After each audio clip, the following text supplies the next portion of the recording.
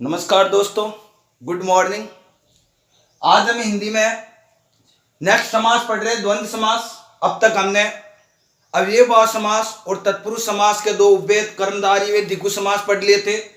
आज हम पढ़ रहे हैं द्वंद्व समास। मित्रों, द्वंद्व समास में अक्सर हमने यही पढ़ा था कि जिस समास में दोनों पद की प्रधानता होती है, दोनों पद प्रधान होते हैं, प्रधान होते हैं। मित्रों, आप कोई भी बुक देखोगे ग्रामर की या आपको कोई पढ़ाएगा तो इतना ही आप पढ़ पाते हो कि दोनों पद प्रधान होते हैं। अर्थात दोनों पद होते क्या है, प्रधान किस तरीके से होते हैं। नेक्स्ट इसमें अगर मैं बात करूं तो विक्रय करते समय इसमें आपको इतना याद रखना है कि तथा और शब्द का प्रयोग किया जाता है। मोस्टली संस्कृत में चे, हिंदी में और तथा शब्द का प्रयोग किया जाता है। क्या होता है, दोनों पद प्रधान कैसे होते हैं, पहले हम यह समझते हैं। जैसे मित्रों, मैंने पहले एक उदाहरण लिख देता हूं आपको। राजपुत्र, राजपुत्र में कौन सा पद प्रधान है। जैसे मैंने कहा, राजपुत्र सो रहा है, राजपुत्र सो रहा है। देखो दोस्तों, यहां पर क्या आ रहा है, राज यानी राजा और पुत्र, राजा का पुत्र सो रहा है। देखो ध्यान से देखना, सो रहा है, राजपुत्र सो रहा है। देखो ये सो रहा है क्रिया या ये जो वचन है वो किसके अनुसार आ रहा है, यह आ रहा है पुत्र के अनुसार। राजा भी है यहां पर, पुत्र भी है, लेकिन पद की प्रधानता कौन सी है, द्वितीय पद की प्रधानता है। तो राजपुत्र सो रहा है आया है, यहां पर देखो दो है, राजा और पुत्र दो आया। लेकिन द्वंद्व समास कहता है कि दोनों पद प्रधान हो। तो मैं यहां पर कह देता हूं आपको, माता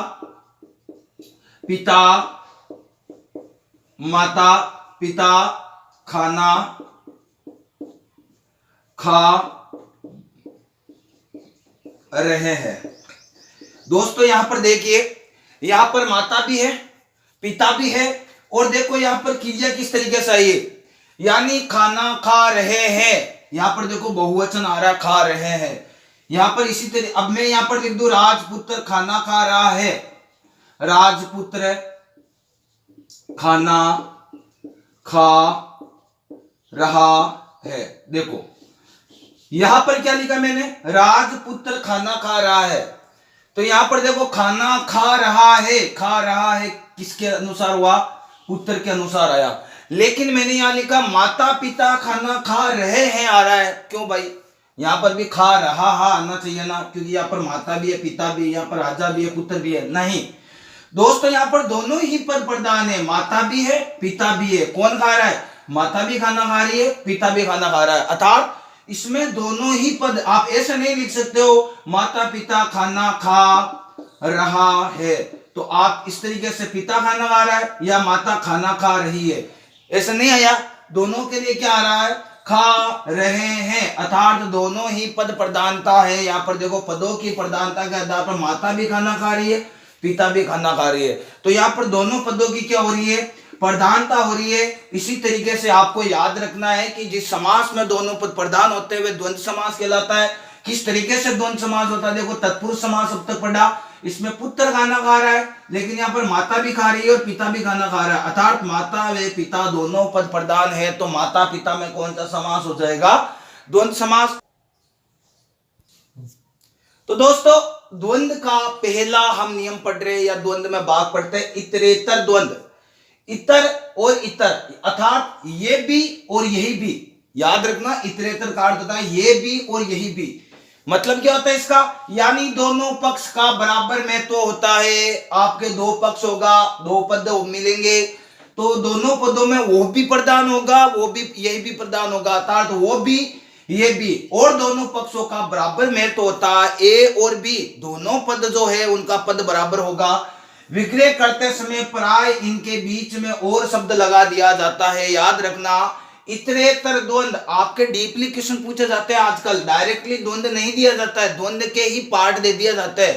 तो जैसे मैंने लिखा सुरासुर, देखो मित्रों सुरासुर लिखा हुआ है, तो देखो यहां पर क्या है, सुर और असुर, सुर और असुर। देखो मित्रों और है दाल भात, हम कहते हैं दाल भात लाओ भाई, दाल भात, तो यहां पर हो जाएगी दाल और भात, दाल और भात हो जाएगा। यहां पर है हरिहर, हरि का अर्थ होता है विष्णु, हर का होता था हर हर महादेव अर्थात भगवान शिव, तो हरि और हर। देखो दोनों ही पदों का महत्व एक नहीं है, सुर और असुर, दाल और भात, हरि और हर, हरि भगवान विष्णु और हर यानी महादेव। 25 25 में क्या हो जाएगा 5 और 20। आप मित्रों पढ़ोगे तो आपने अब तक ये पढ़ा कि 25 में तो आपके द्विगु समास हो गया, सर यहाँ पर द्वंद्व समास कैसे कर दिया, संज्ञा पूर्व द्विगु। मित्रों यहाँ पर मैंने द्विगु समास में ये बात बताई थी कि द्विगु समास में प्रथम पद संज्ञावाची होती है और प्राय दूसरा पद प्रधान होता है, लेकिन मित्रों यहाँ पर दोनों ही पदों की प्रधानता हो रही है। देखो 5 और 20, बाकी इसका एक नियम है, मैं द्वंद्व समास में बताऊंगा संज्ञावाची के लिए, वो आपको नेक्स्ट ये 2 इसके और भाग कराने के बाद इसके नियम लिखाऊंगा, उसमें आपको डिटेल से बताऊंगा। देश विदेश, देश और विदेश। मित्रों वापिस देख लेते हैं, इतरेतर द्वंद्व में क्या होता है, ये भी प्रधान होगा और वो भी, अर्थात ये भी और यही भी, दोनों ए और बी अर्थात ए बी, दोनों ही पदों की प्रधानता होगी, ए भी होगा बी भी होगा और ए बी, और विग्रह करते समय प्राय ए और बी, इस तरीके से उदाहरण मैंने लिखे हुए ए और बी लगा दिया जाता है। जैसे मैंने लिखा सुरासुर, सुर और असुर, दाल भात, दाल और भात, हरिहर, हरि और हर, 25 5 और 20, देश विदेश, देश और विदेश। इतरेतर द्वंद्व का मोस्टली इतना याद रखना। नेक्स्ट मित्रों हम इसमें पढ़ते हैं वैकल्पिक या विकल्प द्वंद्व। दोस्तों अब हम पढ़ रहे हैं विकल्प द्वंद्व, नाम से पता चल रहा है विकल्प दिया जाएगा। इसमें क्या होता है कि दोनों में से किसी एक विकल्प का अर्थ बैठेगा, दो उदाहरण में आपको 2 पद दिए जाएंगे, तो दोनों में से किसी एक विकल्प का अर्थ बैठेगा। ये ऐसे विलोम शब्द है जो दोनों एक साथ नहीं बैठते, यानी जब आपको सामसिक पद का विग्रह पद दिया जाए तो इनका विलोम शब्द जो है उन दोनों के साथ नहीं बैठते हैं और विग्रह करते समय प्राय या अथवा लगा दिया जाता है। जैसे मैंने लिखा धर्माधर्म, मैंने कहा इस संसार में धर्माधर्म है। धर्माधर्म मित्रों 2 शब्द है, या तो क्या होगा धर्म होगा या होगा अधर्म होगा, धर्म या ए धर्म, साथ में थोड़ी चलते हैं। मैं कह रहा हूं मेरे आजकल कारोबार में गड़बड़ हो रही है, साथ में हो रहा है क्या गड़बड़, या तो कारोबार क्या होगा घटेगा या फिर क्या होगा बढ़ेगा। विक्रय करते हम प्राय हमारे एग्जाम में दिया जाता है गटबड में कौन सा समास है, तो हम क्या करते हैं डायरेक्टली द्वंद्व समास में विकल्प दे दिया जाता है, इतरेतर दिया जाता है, और इसके मतलब अब हम क्या करते हैं कि डायरेक्टली हम क्या कर देते हैं, या आपको द्वंद्व समास में ये नाम नहीं देकर डायरेक्टली दे दिया जाए कि गटबड का समास विग्रह करो, तो हम क्या करते हैं इसमें ऑप्शन में आता है आपके गट या बड, गट और बड, तो हम क्या करते हैं गट और बड, डायरेक्टली यही कर देते हैं कि भाई द्वंद्व समास है और लगा दो। नहीं मित्रों, शब्दों को पकड़ो, शब्दों की डिटेल्स और गहराई तक जाए और उसके बाद हमें पता करना है कि द्वंद्व समास में क्या कहना चाहता है। इन विग्रह पदों की भावों को समझे, या तो हमारा कारोबार क्या होगा घटेगा या क्या होगा बढ़ेगा। मित्रों अभी ऊपर यही लिखा हुआ है कि दोनों पक्षों में किसी एक विकल्प का अर्थ बैठेगा। ये ऐसे विलोम शब्द है जो दोनों एक साथ नहीं बैठेंगे, एक काम होगा, या तो आप घटेगा या बढ़ेगा, या धर्म होगा या अधर्म होगा। जैसे मैंने कहा लाभ हानि, मैं कोई भी काम करता हूं तो उसमें लाभ हानि होती रहती है, क्या दोनों साथ में चलेगा क्या, नहीं। कोई कार्य कर रहे हैं, कोई अच्छा काम कर रहे हैं, पैसे कमा रहे, तो या तो लाभ मिलेगा हमें या हानि मिलेगी, एक साथ नहीं होगा। अर्थात ये एक दूसरे के अपोजिट होते हैं, अर्थात विलोम शब्द होते हैं। मोस्ट इसकी पहचान याद रखना है, ये विलोम शब्द है एक दूसरे, देखो लाभ हानि, धर्म अधर्म, घट बढ़, तो हम क्या करेंगे लाभ या हानि। देखो, आजकल तुम मुझे नजर नहीं आते। आजकल का मतलब क्या हो गया? या तो तुम आज नजर नहीं आए या फिर कल नजर नहीं आए। एक लो, आज और कल एक दूसरे के अपोजिट है, तो क्या हो जाएगा मित्रों? आज या कल एक साथ नहीं बैठेगा। इनका अर्थ विग्रह करते समय प्राय या अथवा लगा दो। शीतोष्ण, शीत या उष्ण, बस ये याद रखना है। वापस देख लो, विकल्प द्वंद्व क्या होता है? दोनों पक्षों में किसी एक विकल्प का अर्थ बैठेगा, अर्थात प्राय ये एक दूसरे के अपोजिट या विलोम होते हैं, और विग्रह करते समय प्राय इनके बीच में या अथवा लगा देते हैं। जैसे धर्माधर्म, घटबढ़, लाभानी, आजकल, शीतोष्ण, अपोजिट कहीं पर भी मिल जाए द्वंद्व में तो विकल्प द्वंद्व करना और विग्रह करते समय या और अथवा लगाना है। चलो नेक्स्ट नियम दोस्तों, अब हम पढ़ रहे हैं समाहार द्वंद्व। देखो, विकल्प द्वंद्व पढ़ लिया, इतरेतर द्वंद्व पढ़ लिया, नेक्स्ट इसमें पढ़ रहे हैं समाहार द्वंद्व। समाहार द्वंद्व में क्या होता है कि दो से अधिक समूह का अर्थ होता है। केवल दो ही समूह का बोध नहीं करवाकर पूरे का पूरे अर्थ का बोध करवाएगा, और विग्रह करते समय आदि और इत्यादि शब्दों का प्रयोग किया जाता है। जैसे मैंने यहां लिखा है कि हाथ पांव, धन दौलत, नौन तेल, छल कपट, चाय वाय, अड़ोस पड़ोस, 4 5 4 6।